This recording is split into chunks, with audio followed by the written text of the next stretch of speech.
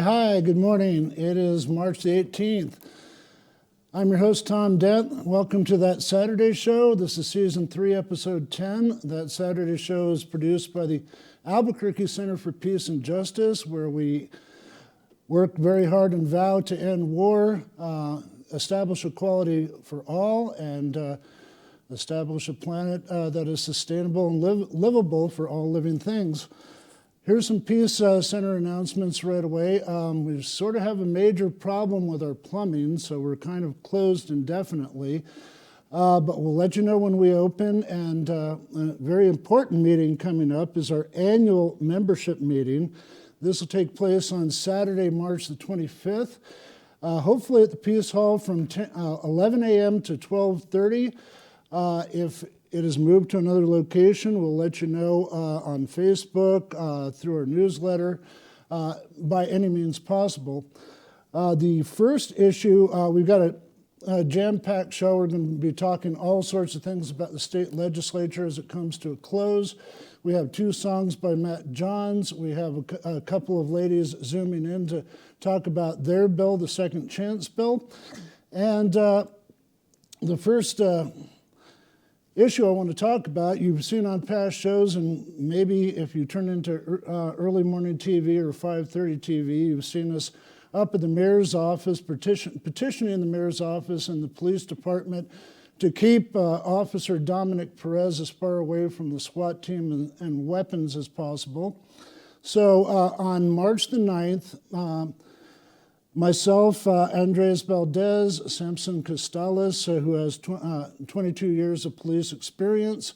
Even Cheryl Harris showed up at the mayor's office. We had a meeting with Mayor Keller, Deputy Chief Mike Smathers, Superintendent Victor Valdez, and several other members of his staff to discuss our concerns with the transfer of killer Dominic Perez to his desired position as supposed consultant for the SWAT team.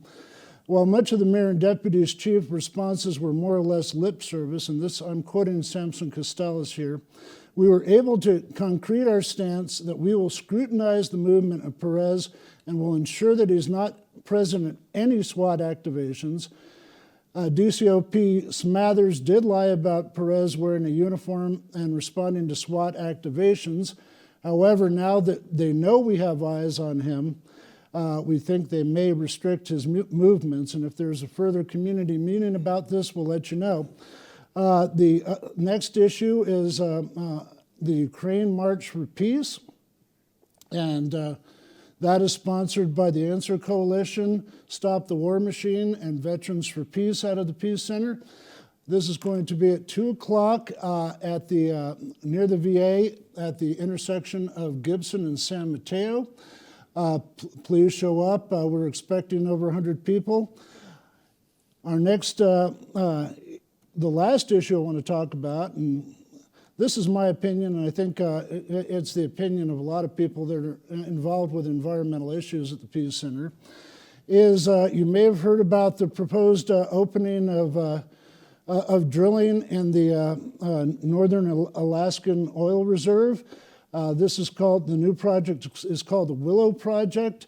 It's being okayed by President Biden, who swore repeatedly on the campaign trail, no more drilling, no more drilling. And even our BLM and Secretary of the Interior, Deb Haaland, are going along with this, saying that even if we oppose this, it might be legally overturned in the future. But I think everybody needs to grow a pair, oppose this, and do whatever they can to save the planet. Now, so we're going to be talking a lot about what's happening at the state legislature. Remember that we're filming this on Wednesday the 15th, and the session kind of ends on Friday. So a lot of things can change in the meantime. Bills can be shot down, they can be tabled, they can be maybe, I don't know, extended or argued. I'll ask about that in a minute. After this show airs, if you're watching at 10 o'clock on Saturday, you'll be done at 11. You can still go to newmexicolegis.gov and catch the last hour of the session. Apparently, all the bills have to be on the governor's desk at 12 o'clock on Saturday. And joining me to discuss all this and more is Justin Allen and Steve Cabietes. How you doing, guys? Good. Doing great. And Justin, some of my generic questions are like, can any of these bills be extenuated, or can they not totally agree on the budget and have to go a few more days or a week, or does this all have to reconvene in special session, or how does that work?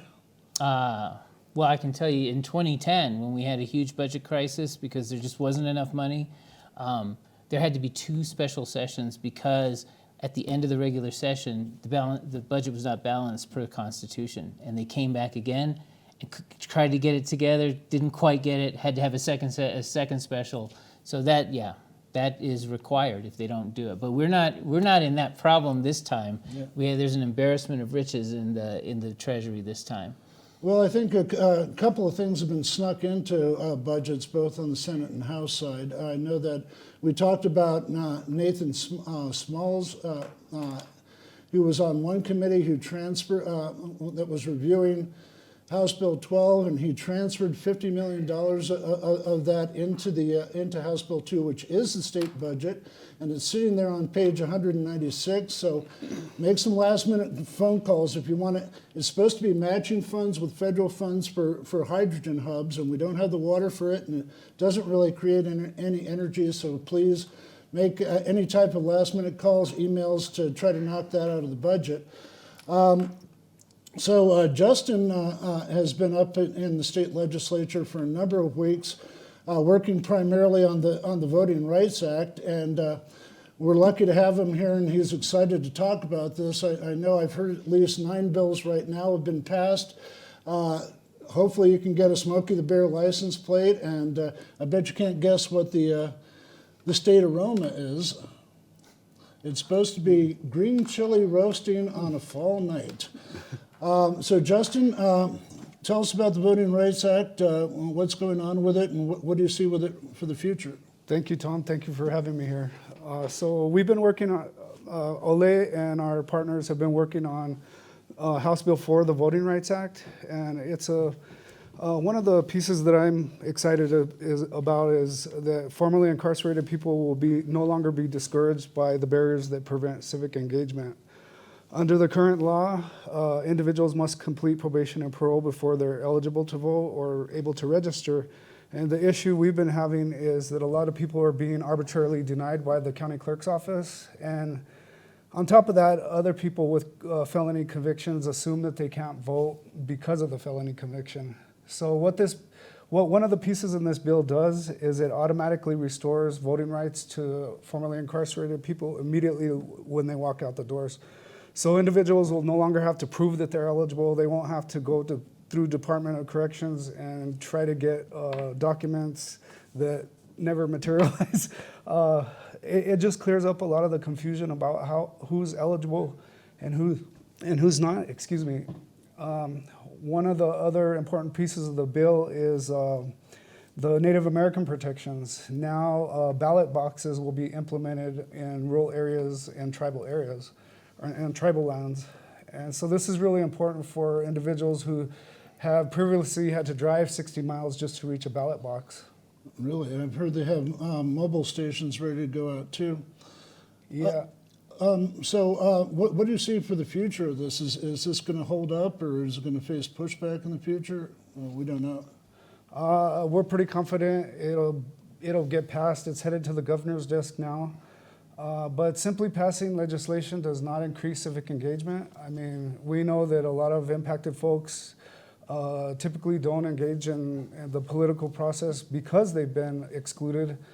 And so our work, moving forward, Ole is going to be working on the implementation of voting rights. And what that means is educating young people, formerly incarcerated people, and community members who haven't been engaged in the political process about their rights and why it's important for themselves and for their communities.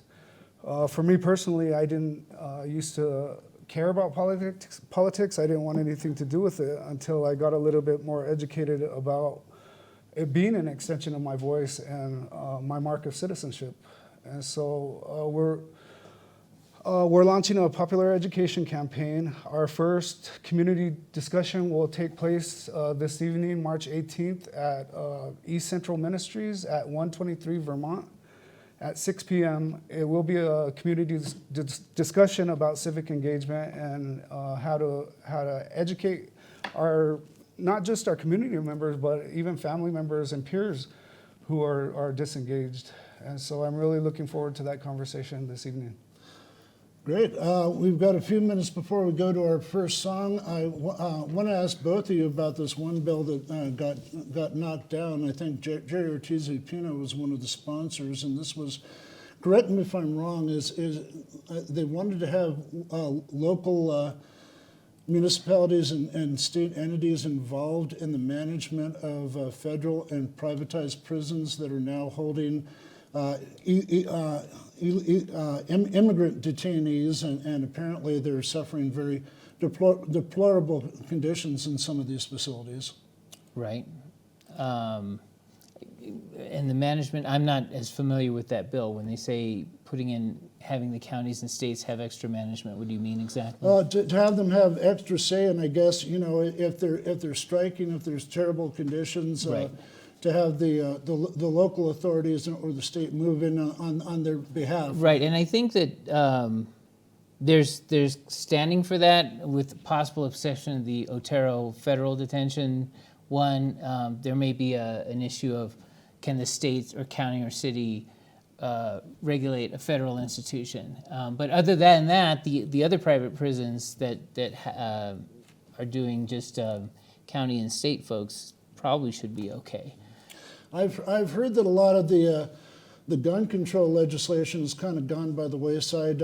I have heard that one bill that's already been signed by the governor is the Benny Hargrove bill for unlawful access for firearms for minors. Right, Benny's bill, Senate Bill 9, and that one you enlightened me that there was some amendments in one of the last committees to get through, and they basically took out the exception of anyone who had gone through a firearms safety training course, but they stuck in that a minor whose parent or guardian for lawful hunting, lawful recreational use, or any other lawful purpose can be exempt from, that the parents will be exempt from as long as they quote use their best judgment. It's crazy. And another bill that seems to be making it through is the straw man bill, which prevents somebody from buying somebody else a weapon.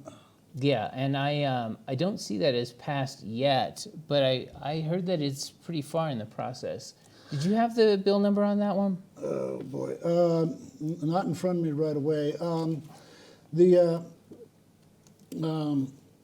I've heard that most of the others to control automatic weapons, stuff like that, have either been tabled or scratched. Or do you know what either of you guys know what's been happening with that? I know one of the controversial ones, House Bill 50, about magazine sizes and not being able to have magazines sold or possessed over a certain size, has pretty much just died in a committee. That was one that was making a lot of and also selling the things that can turn a semi-automatic weapon instantly into an automatic weapon. Those of a lot of lobbying influence, NRA, oil and gas.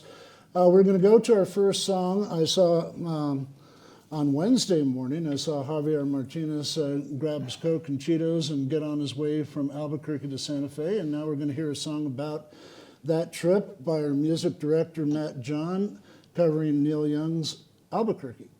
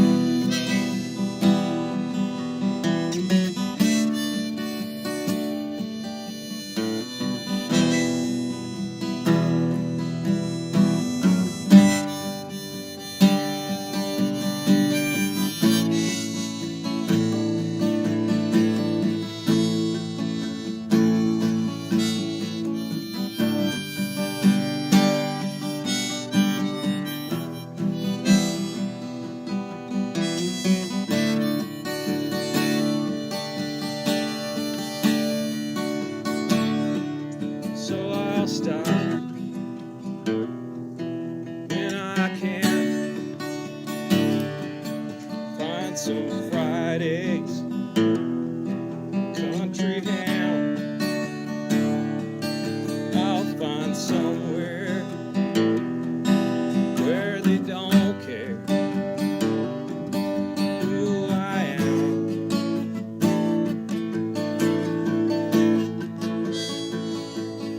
Oh, Albuquerque.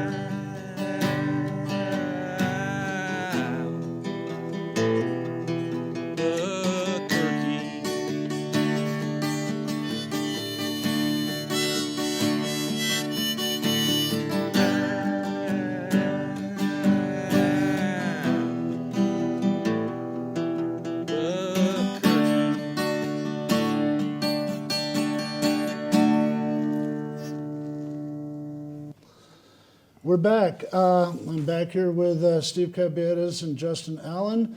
I'm going to talk about more bills in the state legislature. I know that it looks good for House Bill 7 that covers reproductive rights. Also, I got an encouraging email by Marshall Martinez this morning, the executive director of Equality for New Mexico. He was excited that House Bill 31 looks in good shape, almost ready to pass. It's about the modernization of name changes. So if you are changing genders, your name, whatever, you can go straight through and do that without too much opposition. And also, and that passed through the Senate 26-10, and also the Non-Discrimination of Human Rights Act that protects LGBTQ plus people. And do you guys have any bills you want to talk about first and foremost? Justin? I've been focused on the voting rights. That's been my priority this session. So, I mean, And a big priority has been. Really, thank you for all your work. Two I was tracking, I mentioned when I was previously here, House Bill 24, which I thought was a fantastic bill from Representative Miguel Garcia, to say that the responsibility of sidewalk repair should be on the city and the counties for which they are in, and not on the property owners, which they do in so many other states. But it only got through to 2 committees and was tabled in the second House Judiciary Committee by my representative, Chairman Hockman Vigil. So that one's dead. Senate Bill 73 is the partial open primaries bill. And this bill has been tried now for about 6 years in a row. And this one would allow people from everybody to vote in the primaries. And as opposed to what the law is right now, you don't have to switch your voter registration to a major political party to vote. So everybody, no matter who they are, as they are registered, can vote in the primaries. If this bill passed, it has one last committee. It's gone all the way through the Senate and House Judiciary, languishing. Chair Representative Chandler has not put it on the schedule, and time's wasted. I have a feeling that the very high ups in the Democratic Party don't want this. There's a lot of rank and file, especially on the Senate side, who have voted for this, and also in House committees. So it's the closest it's ever been. If we do pass this, we will be the only state in the entire union who's done it through a legislature and not, oh no, actually this is just to make it a constitutional amendment. I'm sorry. This is to have the people vote on it. And so, so close, but I'm starting to worry that it's going to die in this last committee. Well, back to environmental bills. I'm looking at this one bill called, we've been following the oil and gas bill, and apparently there's been all sorts of amendments and changes to this that it's upsetting the oil and gas industry, and it made it through the state Senate committee. Let's see, this is Senate Bill 418, and it's a lot of regulations and oversight, especially in the Permian Basin, which is credited with injecting close to $3.5 billion into the state and creating the surplus that we have right now. It made it through the Senate Conservation Committee 6-3 with amendments and stipulations, and was granted a due pass recommendation. What does that mean, Steve? It just means that where it has to go next. So the legislature, the floor has to vote on anything that happens with the bill. So when a committee says we recommend that it do pass, then you vote, do you accept the committee's report? And if they accept the report, then it passes to the next step that it has to go to, whatever that is.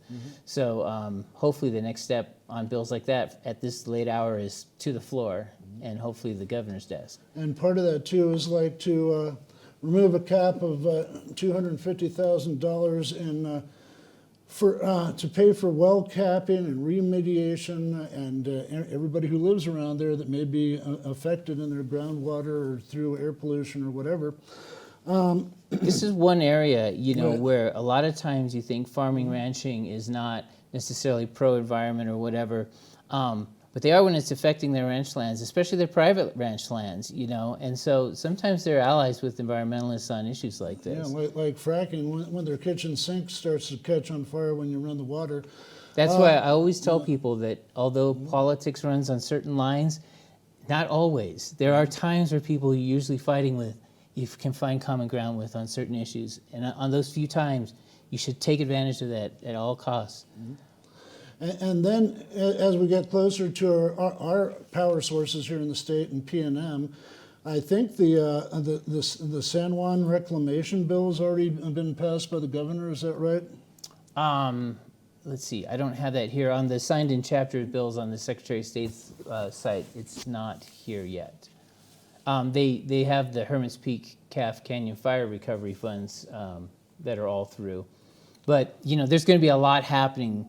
So much is happening, like right now. I mean, even as we speak now, they're going to be they're in session tonight, aren't they? And all through the night. So there's going to be stuff flying through here that's not even going to make the websites for a couple of days. And there's stuff that, like we've talked on this program before, there's stuff going on behind the scenes that doesn't have that much to do with the state legislature. It does have, like with the Public Regulations Committee, it has to do with the governor's new power that we voted on and allowed her to appoint her own members to the PRC. And it looks like, we've talked about Avangrid twice. I think we've declared it dead twice, but it's still trying to merge. It's still trying to come back on through other channels.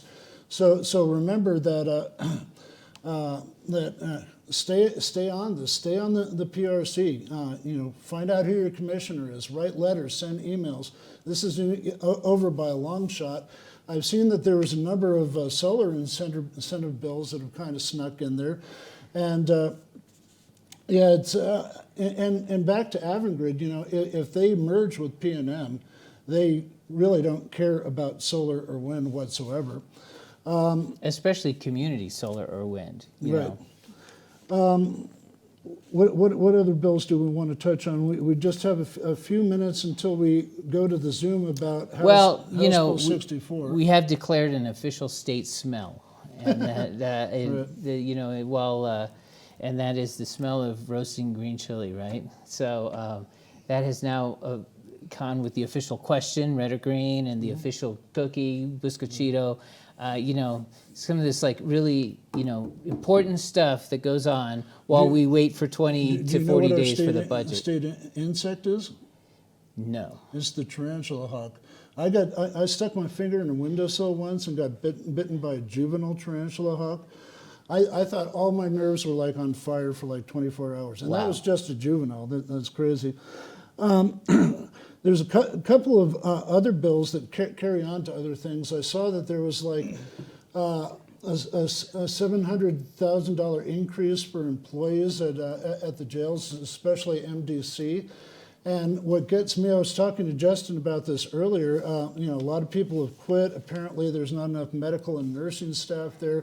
I've heard some figure in the last 2 or 3 months that close to 21 people at the facility have even either overdosed or killed themselves at this facility. And apparently there seems to be no real long lag time for recovery. There doesn't seem to be any direct Bernalillo County mental health direct services to these inmates or these people that are put in the, whatever it is, the cold turkey room, Well, I know that back in June, they didn't even have a medical doctor on duty. A lot of the nurses and staff were quitting because of the lack of support, and individuals like Michelle Morgan committed suicide, and all the signs were there. Like a correction officer literally found the noose that she hung herself with prior to her suicide. And these are the conditions that lead to extreme cases like this, which leads me to another bill that just died, Senate Bill 172, Dignity Not Detention. What that would have done would have prevented New Mexico from entering contracts with private prison facilities. Currently, there's 3 under CCA and CoreCivic. Torrance County has a really bad reputation for the treatment and conditions that exist there. I mean, we have prisoners committing suicide, also prisoners retaliated against for protesting the unlivable conditions. We're almost out of time with this segment. Here's another bill that I might want to talk to you guys a little bit after this. It's apparently a bill that students have been supporting since 2019. And they're holding a special hearing as of Wednesday or as of Thursday for House Bill 43. It's to protect young people from sexual violence by affirmative consent as a standard for teaching at public schools. And that sounds a little twisted. Either of you guys understand how to make sense out of that? Or is it like a background check contract that will be good or something? I mean, I'm not sure what this bill means. Say that one again. It was entitled or was for? Well, why don't you look it up after while we're listening to the Zoom, and we'll discuss that further. We'll get right back to you on that. Yeah, it's kind of tricky. So while you're watching the Zoom or while you're listening to our second song, go to legis.gov, look up House Bill 43, so we can make some sense of it, and hopefully we'll make some sense of it on the other side.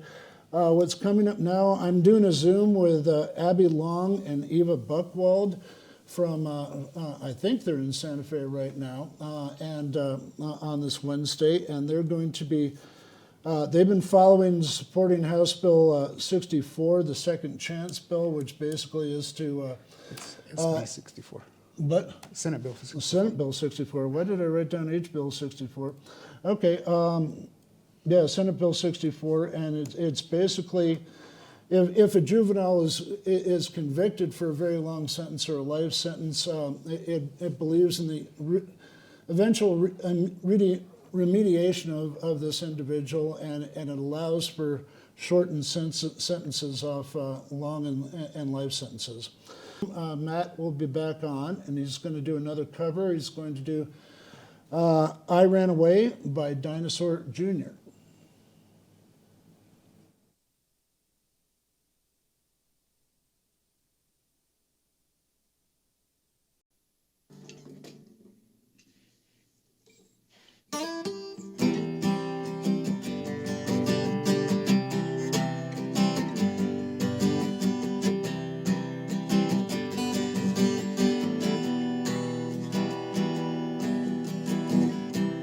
Never sure whose side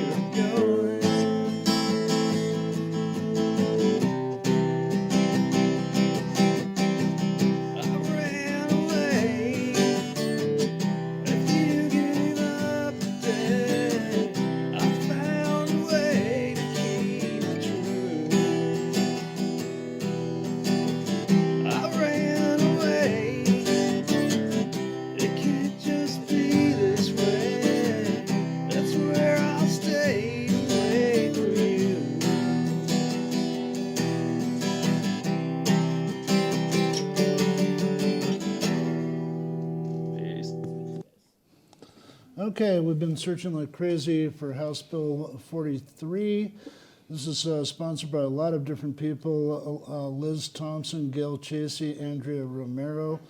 This is relating to education, requiring public schools and public and private post-secondary educational institutions to adopt policies and procedures addressing affirmative consent and prevention of sexual assault, domestic violence, dating violence, harassment, and stalking, amending the public school code to include a requirement to set an affirmative consent as the standard for all sexual activities. Okay, I guess that's that. There's another bill that I think it's Senate Bill 426. It's called to establish a civil rights office. This is in Raul Torres, the new Attorney General's office. I guess it would require, he says that he'd probably have to hire 5 to 10 more attorneys to enforce this and set this in motion. What do you know about this, Steve? I just got his Attorney General. Oh, because he's got to have a different division that handles specifically civil rights cases, right? Mm-hmm. So that's what he's saying, right? And this is just Raul Torres. Gives me heartburn. He's been an excuse machine ever since he's been the DA. Mm-hmm. And by the way, you hear other DAs say the same thing, and actually you hear other government officials say the same thing, which is, you're going to require me to do all this extra stuff, and I hope you're giving our budget some more money too while you're at it. But having people on staff who do nothing more than focus on civil rights issues that come up, that come to the Attorney General's office would be great, because then they're focused, right? So I mean, I don't have. It's a great idea, and honestly, I've seen news articles with the Attorney General talking about how he's going to create a new way that the Attorney General does business, and new things that he wants to accomplish, and then it's not going to be a do nothing position. So here you go. Here's your chance. And we hope that civil rights is important to you, especially in the wake of the summer actions that happened and the Stephen Perea thing and all that. So, yeah. Stephen Perea? Yeah, that was Stephen Baca? Stephen Baca, excuse me. Yeah. And along with that, Andreas probably told you at one point that a number of us have signed an ethics complaint against possible collusion between then Bernalillo County District Attorney Raul Torres and outgoing Attorney General Hector Balderas, especially about the Alyssa Lucero case, the mentally challenged woman in Mountain View neighborhood who was executed with 21 bullets by Bernalillo County deputies. Basically handing off this case and making it go away. We did file this with the State Ethics Board. We just got a response back from a member of the Bernalillo County Commission that wants to review this with us, and she made a bunch of corrections and sent it back to us, but we do not have a meeting set yet, but we're still working on that. You guys want to talk about anything in general in the state, or there was a bunch of amendments to cannabis laws and to straighten that out, and just little things, just business and tax codes and things like that, and to more concretely establish the state commission. Right. And does it make it easier to do the financial banking part of the cannabis industry? I don't know, that confuses me. I mean, we knew that we needed to set up a state bank because a lot of federal money and federal banks don't want to touch currency for even legalized marijuana. And I ran into that in my local dispensary. I could no longer use my Bank of Albuquerque card anymore because I guess they're Bank of Oklahoma and they don't go along with that option. Do they have that option, or are they, since marijuana is not legalized on a national basis, they can't have interstate currency? Right, I think they've got that right, and there's concerns about that, and so especially, yeah, you're right. Bank of Albuquerque is BOKF, is Bank of Oklahoma, and as Oklahoma does have medical marijuana, but they just voted down in a large measure the recreational marijuana amendment, constitutional amendment last year. Yeah, so one other thing, by the way, that has been signed and chaptered this year is that the first Tuesday of February of each odd-numbered year, so every other first Tuesday, is going to be Asian American, Pacific Islander, and Native Hawaiian Day here in the state of New great. Mexico. Does that fall at the same time as their festival? What is the date again? It's the first Tuesday of every other Friday. Every other Friday. Wow. February. Every other February. Of each odd-numbered year. So, Well, I know that they had their annual festival in February, and the Asian American Citizens Group is a Pajola member of the Peace Center. Here's a subject that doesn't really have. What was the thing about the gun safety legislation that was sponsored by the same lady who was the prosecutor on the Rust thing? I had this written down somewhere. I'll never be able to find this in all my notes. Her name is Andrea Reeb. Andrea Reeb. Yeah.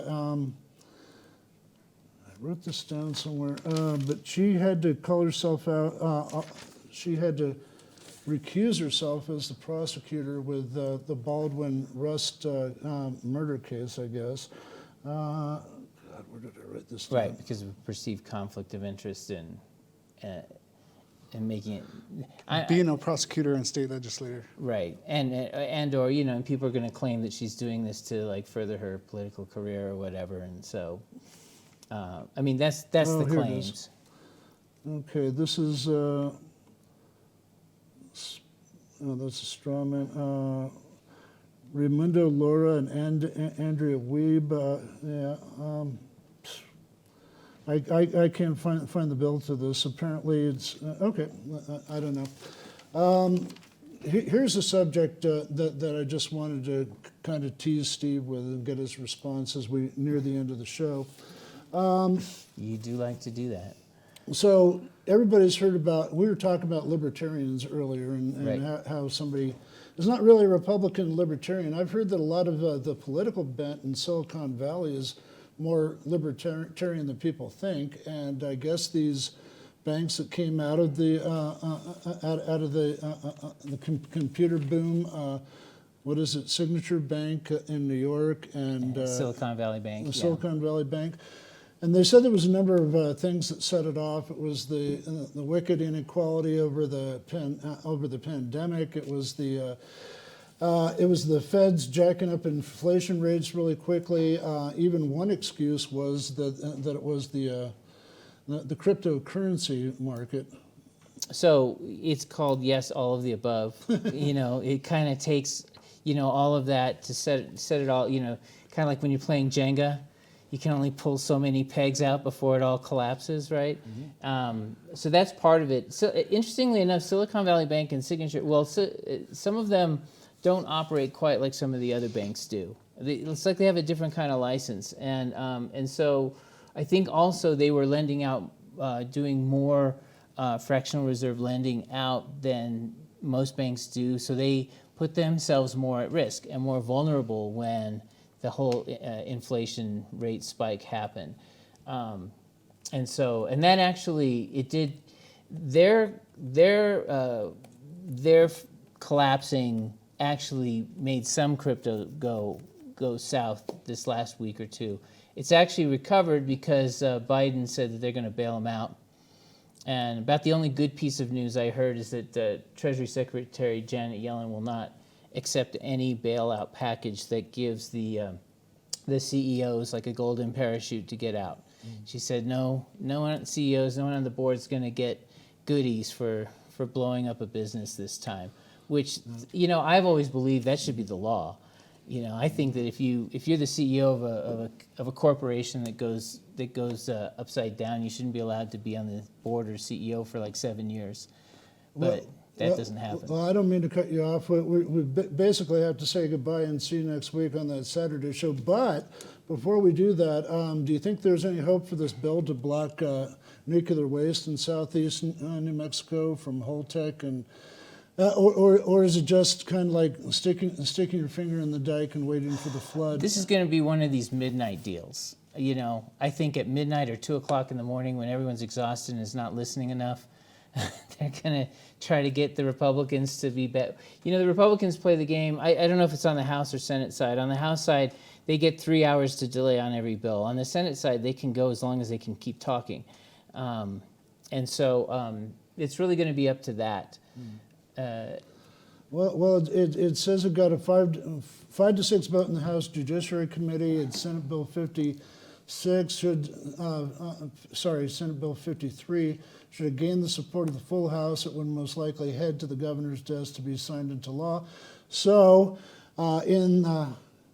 yesterday and the day before, this may have already been decided. So yes, it is past its last committee. It's on the House floor. If it's the House is the last one to do it, there's more hope than if it was the Senate. So, yeah. And hopefully next week, after the dust is cleared, we can give you some real concrete answers to what passed and what is sadly didn't make it. See you next week. Thank you, Justin. Thank you, Steve. Thanks for having me. Thank you.